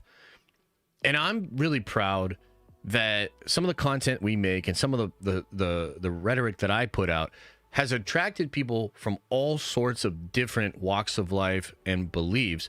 And the unifying factor for this community tends to be having fun, being respectful. Like, it really is an eclectic group. And so I'm pumped, man. And even some of the shit you're saying today, Joshua, it's like, that's really, like, that's some thoughtful shit. It's really cool. I respect what you're saying. I understand what you're saying. But more than ever, it's just like, I'm just a proud Papa Bear. You know what I mean? I'm a proud Papa Bear. I feel like we have really put a beacon of something that's kind of unique out there. And maybe it's not as sexy and maybe it doesn't grow as much as if, like, we just picked the side and doubled down. But I truly think for those people that are looking to kind of get away from that noise, we've created something unique and interesting here, and you're all a part of that, so thank you. And yeah, we all do need to grow up. Kavid says, I haven't watched Star Wars in a while, but do you think there's a connection between Omega and the Emperor? Ooh, what an interesting question. First of all, it's good to see you, Vito. Hope you're doing well, brother. You don't have to spend no super chats over here. I mean, you're probably balling out. You probably got a new industry and you're killing the game. But I just want you to know, man, if that's not the case, you don't need to spend anything over here. Nobody does. You know, make sure you're taken care of first. As far as your question, connection between the Emperor and Omega. There's certainly a lot of wild stuff that's cooking there, and of course with her blood being really important to potentially cloning Force users, sure. Does that then mean that there's a connection between Omega and Rey or something like that? I don't know, possibly. And I like where your head's at. The problem is I have given up on Star Wars. So the problem is I can't. I'm trying. You know what I mean? Like, I'm trying here. But, man, it's just very hard for me. Every time I get on this train of thought, I'm painfully reminded that years of my life was spent reading all these novels, reading all these comics, doing that big podcast with Theory, trying to take this shit seriously and breaking it all down. And then the people that actually made it didn't even take it as seriously as I did. And they took the energy and the effort that I put into it for granted. And that has left me pretty fucking jaded. So it's just like hard, bro. Like it is hard for me to even speculate on this, you know? But I appreciate you and I hope you're doing well, man. It's good to see you. Okay, ladies and gentlemen, I'll hang out and chat for just a little bit here and then we're going to call it. We're going to call it. We will be live tonight at 7:30 for the deep dive. I hope to see you all there. What else is going on? What else is on your mind? Josh, Theory truly needs you back, my friend, desperately. Why do you say that? I mean, I haven't really checked in, but I feel like he's doing all right. Like, I feel like Theory's making the best of a bad situation because Star Wars is cooked, and he's still, you know, uploading and trying to sort of, you know, do good content and also do what has to happen. And, you know, Theory Sabers seems to be crushing it, and he's going around to a bunch of cons. It feels like he's in good shape. He's been doing some boxing stuff. So I don't know, like, why do you say that? I unfortunately do not have any Unity updates for you. I hope to have some very soon. The truth is, I'm barely above water right now. There's just so much that I'm doing, so many plates that I'm spinning, and I'm trying to get like the whole team back on the same page so they can continue to produce the book. But no real updates, unfortunately. Koopa Sellers says, off topic, but have you and Elisa checked out Severance on Apple TV? If not, you guys really should. Best first season of TV ever. After 3 years, season 2 is out. I've heard a lot of good things about it. People seem to like it a lot. I don't know if it's really our style, but maybe we'll give it a shot. Yeah, maybe we'll give it a shot. MegaCon hype. Dude, I'm excited that a lot of you guys are going to MegaCon. It seems like you're going to have a great time. You got to give Theory my love. Unfortunately, with everything I'm doing and with the new baby, it's just untenable. I can't get out there. You and Theory had a good dynamic on Nerd Theory? For sure. I mean, look, every time I get these comments, and it's been years, and we still get the comments, all it does is reinforce to me that we did something special. And frankly, in a career of content creation and, you know, everything that I've done, Nerd Theory is undoubtedly one of the best things I've ever done. And we were like the fucking big three in Miami, but it was just two of us or whatever. But like, brother, of course, it was incredible. Those were incredible years. We had incredible streams. We had incredible moments. We carried the Star Wars fandom on our back as Disney was basically sending it down the river. So, yeah, totally. Of course. Of course. Yeah. Farm boy starring in a binary sunset, dreaming of something, ends up changing the entire galaxy, provides hope for an individual, can make a difference. What in Warhammer is like that? Not a lot. I mean, as I said before, I don't really think that's a part of it. Now, that's not to say there's zero hope in Warhammer. And if you want me to, like, I can go through like a whole rabbit hole of why I think there is hope in Warhammer. Some of the stuff in the more recent Horus Heresy stuff, like, introduces the element of hope. I think some of the stuff that's happening in the current lore, you can almost feel they want to shift maybe and bring a little bit of hope in. But nah, I mean, that's not it. You know, if you're looking for that in Warhammer, you're not going to find it. If we were to do a Warhammer or a grimdark version of Luke Skywalker's story, it would be more like he does all of this stuff, and then it's revealed that Yoda and Ben Kenobi are actually Chaos God worshippers, and he's been on the dark side the whole time. Like, that's the kind of flip you get in Warhammer. Do you know what I mean? Like, that's the grimdark flip. And then we'd be like, oh, fuck, you know? But that's it. That's the formula. Like, that's a part of it. Vulcan. Yeah, Vulcan and the Salamanders are a good example of hope. Look, I think even Gilliman is an example of hope. Like, a lot of people talk about Gilliman's mom being, like, one of the best characters in the entire setting because she truly raised a good son. And Gilliman is such an interesting Primarch because he truly is good at his core. Pragmatic as fuck to the degree that maybe some of his actions are considered pretty rough. Yeah, Gilliman's a good one. Sanguinius is a good one. You know, the Lion's a good one. He's kind of an asshole, but, you know, he just came back to the setting and he's much more hopeful, you know, much more inspirational character. Is there stories in Warhammer? If so, I'm surprised you like it. Ban him! No, I'm just kidding. Star Trek Vulcans like Spock. No, Vulcan is a character. He leads a group of Marines called the Salamanders. Yes. Yes. I feel you on the dad thing. I'm a father of 4, actually, so I totally get it. Hell yeah, man. Hell yeah. Does his mom got it going on? You won't say that in front of Gilliman. You won't say that in front of Big Blue. What channel is the Warhammer pod going to be on? Probably that Warhammer Explained channel. But we're not 100% sure. There's a lot of stuff we're figuring out. Let's see here. Alex M over on Twitch says, hey, Josh, just want to tell you I respect and appreciate your commentary on Mackie's situation. It was great.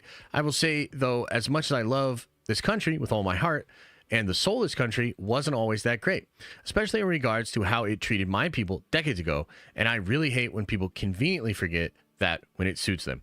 Yeah, the story of America is complicated, you know, of course. And I think that America at the end of the day is a series of ideals that we are striving for. I mean, consider that the forefathers were putting stuff into the Constitution that they themselves were not even fully living out, right? And not all of the forefathers like had slaves, but a lot of them were either like they had slaves or they just looked the other way. Not all of them, you know. And it's important to remember that there were people like John Adams and others that looked down on that practice and wanted to end it. But consider that even as they were building this idealistic society, they were fully aware they weren't even living up to all of these ideals. And so in a lot of ways, America is a set of ideals that we strive towards, and it is in the pursuit of those ideals that greatness is achieved. And, you know, look, I don't even like talking about this sort of stuff because I think that your experience of what America is, and especially over the last 30 or 40 years, so like a lot of the people that are here, you have only been alive for neocons and neoliberals. So your perception of America is warped because the last 30 to 40 years, it's basically just been one big team that has been fucking the middle class and making the rich richer for literally 30 to 40 years, right? So I don't even like talking about this sort of stuff because I think the way people experience America and the way they perceive America is very personal, especially if you live here, right? All I'm trying to say is that if you're representing a 4-quadrant movie and you understand we just had an election, you understand how divided the politics of this country are, if you understand what the culture war is, you just have to be more careful with what you say because you don't just represent yourself. A lot's riding on that. That's all. You know what I mean? But I appreciate your comments. Comics Things says, I just asked Grace on the trademarks I posted in Discord, and she said it looks like Marvel trademark name Darkhold recently, which is curious because maybe it's under the rumor that Wanda movie and the Midnight Suns one checks out. Yeah, totally.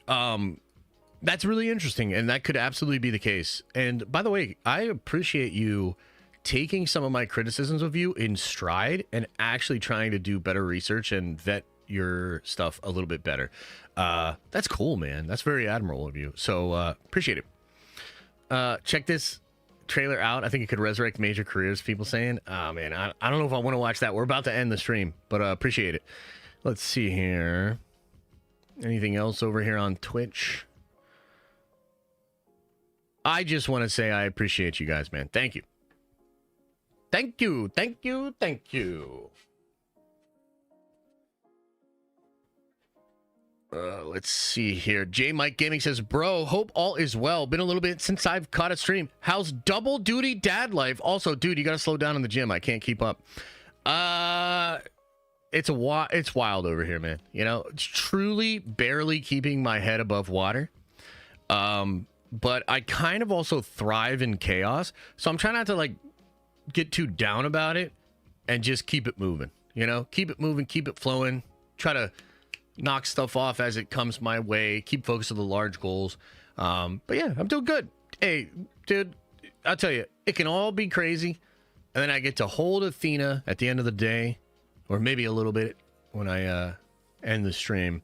And I just stare down at her little face and all that bullshit goes away. And I'm reminded of why I'm actually doing all this. So that's nice. That's very beautiful. And she's beautiful. So life is good. Life is good. But it can be better. And with that, we're going to bring this show to an end. I hope to see some of you guys tonight at 7:30. We do our deep dive. Appreciate y'all being here, man. Appreciate your time. Appreciate your attention. I appreciate the super chats, the member chats, the chat chats. I appreciate you liking. I appreciate you subscribing. Thank you. We're going to keep it moving. As I always say, I hope you are having an awesome and a nerdy day. And I'll see you in the next video.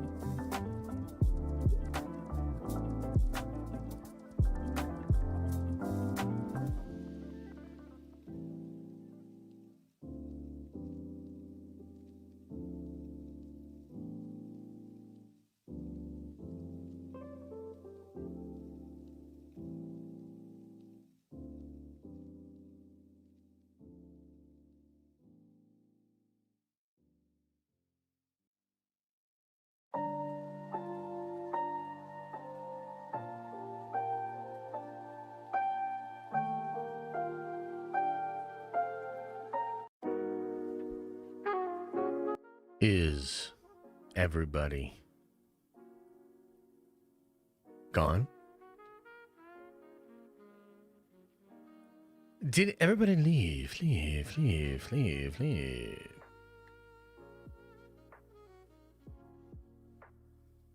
Oh, man. Another happy landing. Another good one, man.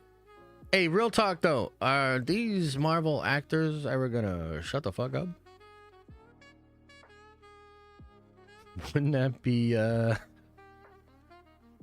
something? Are we ever gonna... Can we talk about the shows and stuff? Can we talk about that? Like, that would be great. Hey, I appreciate you guys. Thank you so much, man. I think we've been killing it this week. I really do. It's funny because I do kind of find these conversations to be exhausting, but it's also kind of when I do some of my best work. It's kind of ironic. I really do feel like I do some of my best work when the situation gets sticky. And it's clear that everybody's interested in it. That's why it's popping off. So, I guess it is what it is. But I would just love to be like, oh shit, RDJ Doctor, damn. And let's just talk about that. But it is what it is, man. It is what it is. Appreciate you guys. Thank you so much, man. Remember to open up your third eye. And watch out your stinky butthole. Okay, I'll see you later.